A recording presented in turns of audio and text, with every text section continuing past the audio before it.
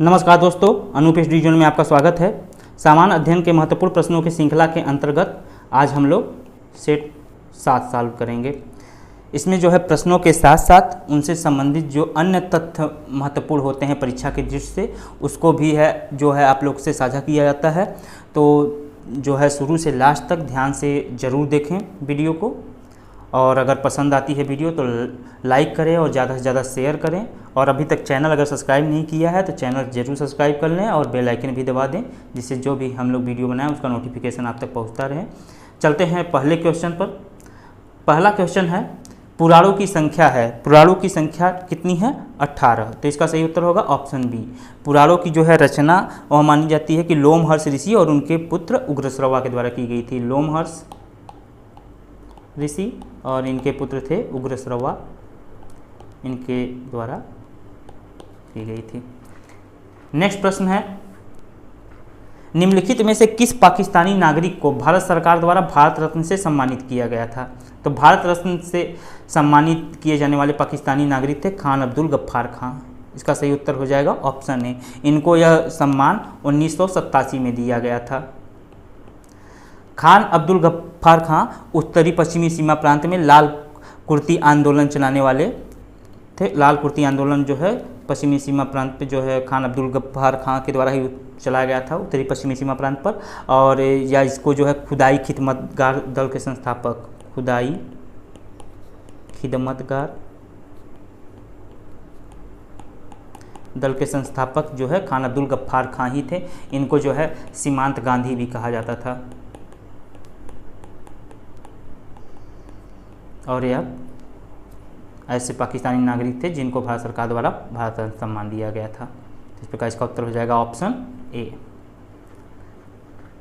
Next प्रश्न है, निम्नलिखित में से किस मुगल सम्राट ने अंग्रेजों को बंगाल में शुल्क मुक्त व्यापार की सुविधा प्रदान की थी? तो इसमें ऑप्शन में है अकबर, जहांगीर, बहादुर शाह, फर्रुखसियर। तो मुगल शासक फर्रुखसियर ने जो है 1717 ईस्वी में एक फरमान जारी करके अंग्रेजों को 3000 रुपया वार्षिक कर देकर बंगाल में बिना अतिरिक्त चुंगी दिए व्यापार करने की सुविधा प्रदान की थी। तो इसका सही उत्तर हो जाएगा ऑप्शन डी, फर्रुखसियर। नेक्स्ट प्रश्न है, शेख निजामुद्दीन औलिया का दरगाह स्थित है। शेख निजामुद्दीन औलिया का दरगाह कहाँ पर स्थित है? दिल्ली में। इसका सही उत्तर हो जाएगा ऑप्शन सी। चिश्ती जो है सिलसिले से संबंधित गुरु बाबा फरीदुद्दीन गज शंकर, जिन्हें बाबा फरीद के नाम से जाना जाता था, उन्हीं के शिष्य थे निजामुद्दीन औलिया। इनके 2 शिष्य थे, एक निजामुद्दीन औलिया और एक दूसरे थे हजरत अलाउद्दीन साबिर। और शेख निजामुद्दीन औलिया का दरगाह कहाँ पर है? दिल्ली में स्थित है।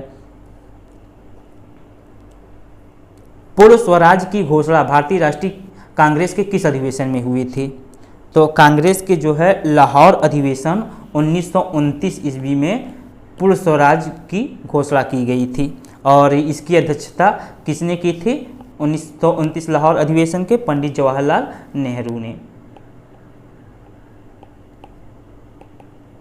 इसका सही उत्तर हो जाएगा ऑप्शन बी। लाहौर 1929 के लाहौर अधिवेशन में जो है पूर्ण स्वराज की घोषणा भारतीय राष्ट्रीय कांग्रेस के द्वारा की गई थी। नेक्स्ट प्रश्न में जो है 4 दिए गए हैं आंदोलन या कांड, और उनको कालानुक्रम से में व्यवस्थित करना है। तो असहयोग आंदोलन कब हुआ था? 1920, 1 अगस्त 1920। जलियांवाला बाग हत्याकांड 13 अप्रैल 1919।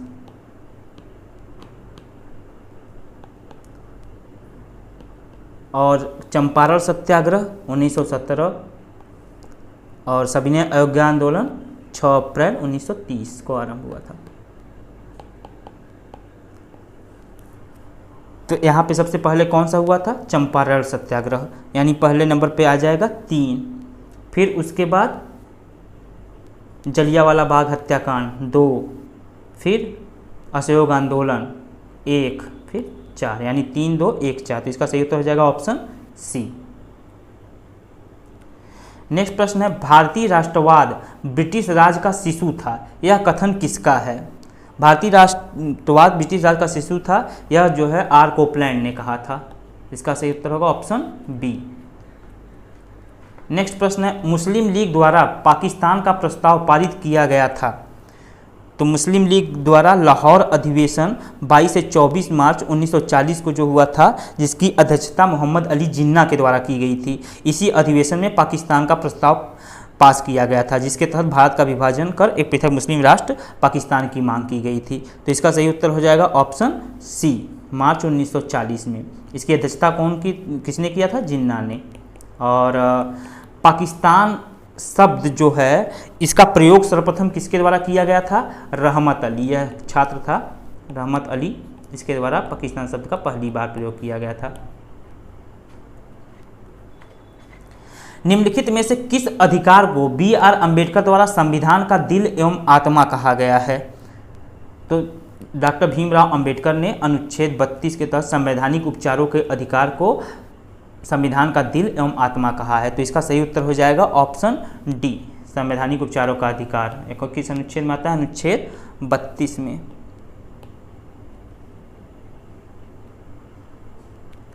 नेक्स्ट प्रश्न है, भारत के संविधान के किस अनुच्छेद में उसके संशोधन की प्रक्रिया दी गई है? तो संविधान संशोधन की प्रक्रिया किस में है? अनुच्छेद 368 में। इसका सही उत्तर हो जाएगा ऑप्शन सी। और बात करें अनुच्छेद 348 की, तो अनुच्छेद 348 में उच्चतम न्यायालय तथा उच्च न्यायालय और जो अधिनियम या विधेयक हैं उनके लिए जो प्रयोग की जाने वाली भाषा है उसके बारे में अनुच्छेद 348 में उल्लेख किया गया है। अनुच्छेद 358 में आपातकाल के दौरान अनुच्छेद 19 के उपबंधों का निलंबन, अनुच्छेद 358 में। और अनुच्छेद 378 लोक सेवा आयोगों के बारे में उपबंध किया गया है। और संविधान संशोधन अनुच्छेद 368।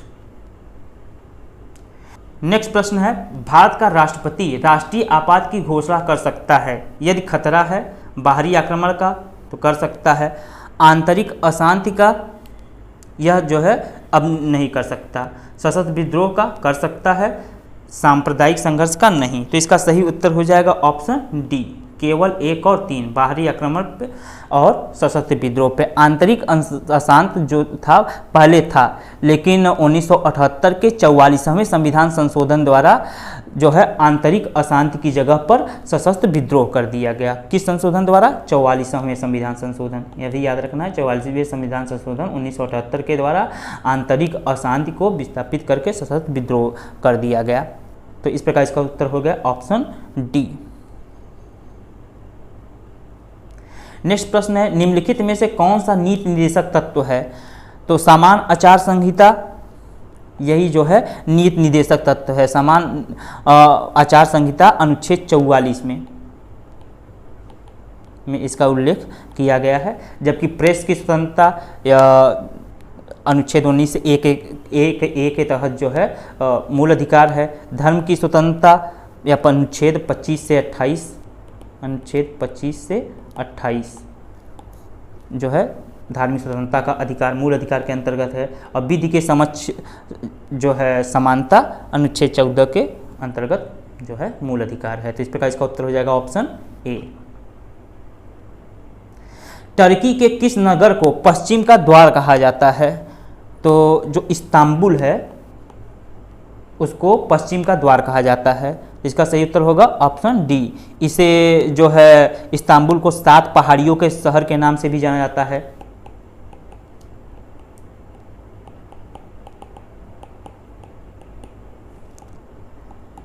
यह जो है इस्तांबुल यूरोप और एशिया दोनों महाद्वीपों में पड़ता है और इसे पश्चिम का द्वार कहा जाता है। तुर्की की राजधानी क्या है? अंकारा। और तुर्की की मुद्रा जो है वह है लीरा। नेक्स्ट प्रश्न है, फॉकलैंड धारा प्रवाहित होती है। तो फॉकलैंड धारा जो है दक्षिण अमेरिका के पूर्वी तट के सहारे दक्षिण की ओर आती है। यह दक्षिणी अटलांटिक महासागर में चलने वाली ठंडी जलधारा है। ठंडी जलधारा। ब्राज़ील धारा और फॉकलैंड धारा जो है अर्जेंटीना के पास में मिलती हैं। तो यहाँ पे इसका उत्तर हो जाएगा ऑप्शन सी, अर्जेंटीना के पूर्वी तट के सहारे। निम्नलिखित में से कौन सा युग्म सुमेलित है? साइप्रस, बगदाद, तो यह गलत है। साइप्रस की राजधानी जो है बगदाद नहीं, निकोसिया होगी। साइप्रस की राजधानी निकोसिया है। लेबनान बेरूत, यह सही है। टर्की, अभी पीछे हम लोग पढ़ चुके हैं, टर्की की राजधानी अंकारा है। और यूक्रेन अकमोला, यह गलत है। यूक्रेन की राजधानी है कीव। तो साइप्रस की राजधानी निकोसिया, लेबनान की राजधानी बेरूत, टर्की की राजधानी अंकारा और यूक्रेन की राजधानी कीव। इसका सही उत्तर हो जाएगा ऑप्शन बी सही है। बॉस्पोरस जल संधि जोड़ती है, बॉस्पोरस जल संधि जो है काला सागर एवं मरमारा सागर को जोड़ती है, काला सागर एवं मरमारा सागर। तो इसका सही उत्तर होगा ऑप्शन डी। बॉस्पोरस जल संधि काला सागर एवं मरमारा सागर को जोड़ती है। और जो है ओटरांटो जल संधि एड्रियाटिक सागर को भूमध्य सागर से जोड़ती है। एड्रियाटिक सागर और भूमध्य सागर को जो है स्टेट ऑफ ओटरांटो,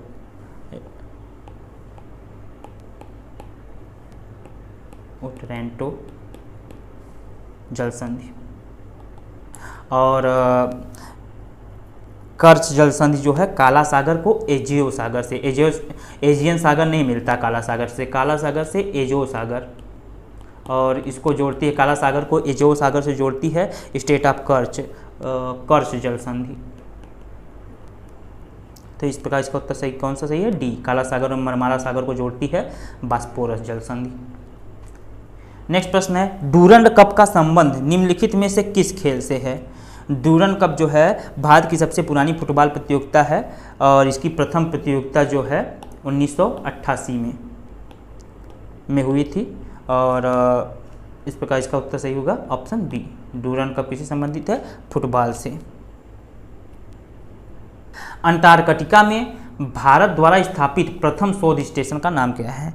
भारत ने दिसंबर 1983 में अंटार्कटिका महाद्वीप पर भू संरचना, मौसम, पर्यावरण, जीवाश्म खनिज आदि की परीक्षण हेतु स्थायी मानव युक्त केंद्र दक्षिणी गंगोत्री की स्थापना की थी। कब? दिसंबर 1983 में। तो इसका सही उत्तर होगा ऑप्शन ए, दक्षिण गंगोत्री। जबकि दिसंबर 1988 में भारतीय शोध केंद्र मैत्री की स्थापना दिसंबर 1988 में की गई थी। और उसके बाद 2012 में अंटार्कटिका में ही भारत द्वारा तीसरा अनुसंधान केंद्र भारती स्थापित की गई। इस प्रकार इसका उत्तर कौन सा होगा? Option A. नेक्स्ट प्रश्न है, भारतीय राष्ट्रीय कांग्रेस की प्रथम महिला अध्यक्ष कौन थी? तो भारतीय राष्ट्रीय कांग्रेस की प्रथम महिला अध्यक्ष एनी बेसेंट थी। इन्होंने कांग्रेस के 32वां अधिवेशन का आयोजन, जो कि 1917 में कलकत्ता में हुआ था, 1917 के कलकत्ता अधिवेशन की अध्यक्षता एनी बेसेंट ने की थी। और भारत की प्रथम महिला भारतीय राष्ट्रीय कांग्रेस की प्रथम महिला अध्यक्ष थी। और सरोजिनी नायडू जो हैं, इन्होंने 1925 के कानपुर अधिवेशन की अध्यक्षता की थी। 1925 के कानपुर अधिवेशन। और यह पहली भारतीय महिला जो हैं वह थी भारतीय राष्ट्रीय कांग्रेस की अध्यक्ष। अगर प्रथम महिला अध्यक्ष पूछता है तो एनी बेसेंट 1917 कलकत्ता अधिवेशन, और प्रथम भारतीय महिला पूछता है तो वह सरोजिनी नायडू 1925 के कानपुर अधिवेशन में। नेक्स्ट प्रश्न है, त्रिपुरी अधिवेशन के समय जब सुभाष चंद्र बोस ने भारतीय राष्ट्रीय कांग्रेस से इस्तीफा दे दिया, तब उस सीट के लिए किसका नाम प्रस्तावित किया गया? 1938 में जो हरिपुरा अधिवेशन था उसकी अध्यक्षता भी सुभाष चंद्र बोस के द्वारा की गई थी। और 1939 में जब चुनाव हुआ तो जो गांधी जी के फेवरेट थे पट्टाभी सीतारमैया थे, इनके खिलाफ सुभाष चंद्र बोस जो है जीत गए।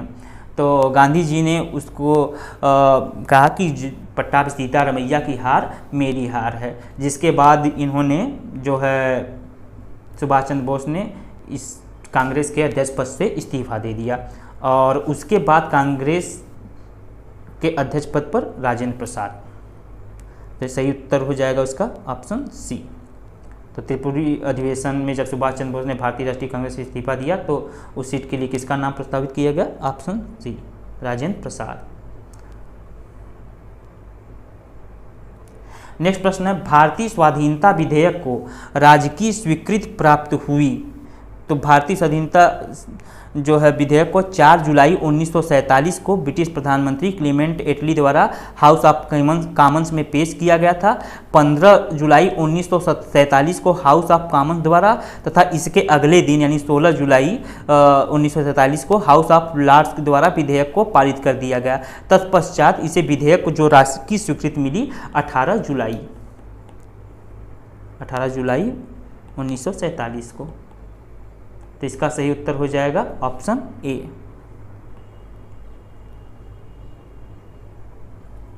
नेक्स्ट प्रश्न है, कोटेश्वर बांध निम्नलिखित नदियों में से किस पर बनाया गया है?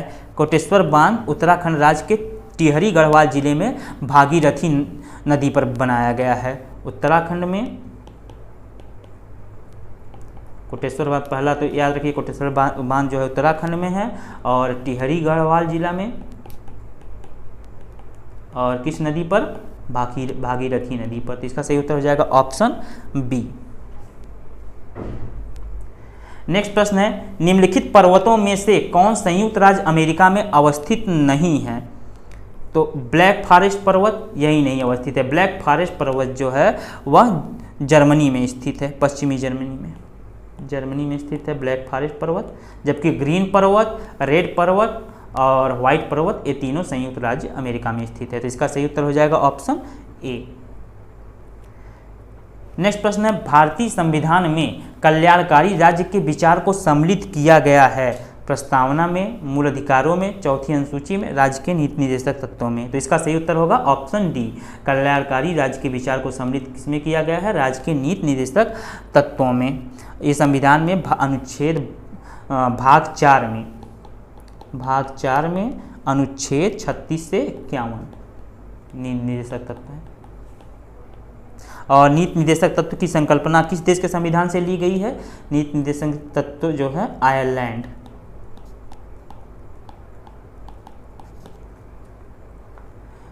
नेक्स्ट प्रश्न, आज का यह आखिरी प्रश्न है, भारत में कुल कितने संघ शासित क्षेत्र हैं? तो भारत में वर्तमान में कुल 8 संघ शासित क्षेत्र जो हैं, 7 पहले 7 थे, उसके बाद जम्मू कश्मीर बना 8 हुआ, जम्मू कश्मीर और लद्दाख 9 हुआ, और उसके बाद दादर नागर हवेली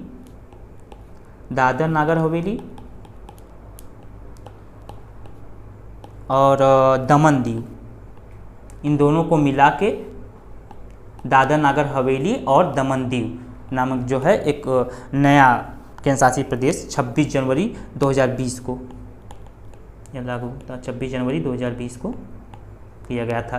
तो यहाँ पहले 7 थे, फिर 9 हुआ, और उसके बाद जब दादर नागर हवेली और दमन दीव को जो मिला दिया गया तो अब कितने हो गए हैं? 8। तो दोस्तों आज के वीडियो में बस इतना ही। उम्मीद करता हूँ वीडियो आप लोग को पसंद आई होगी। पसंद आई है तो लाइक करें और ज़्यादा से ज़्यादा शेयर करें, और जो भी डाउट हो या जो भी प्रश्न हो उसके लिए आप कमेंट भी कर सकते हैं। और अगर चैनल को सब्सक्राइब नहीं किया है तो चैनल को सब्सक्राइब भी करें और बेल आइकन भी दबा दें, जिससे जो भी हम नोटिफिकेशन जो भी वीडियो बनाएं उसका नोटिफिकेशन आप तक पहुंचता रहे। मिलते हैं नेक्स्ट वीडियो में। धन्यवाद। जय हिंद।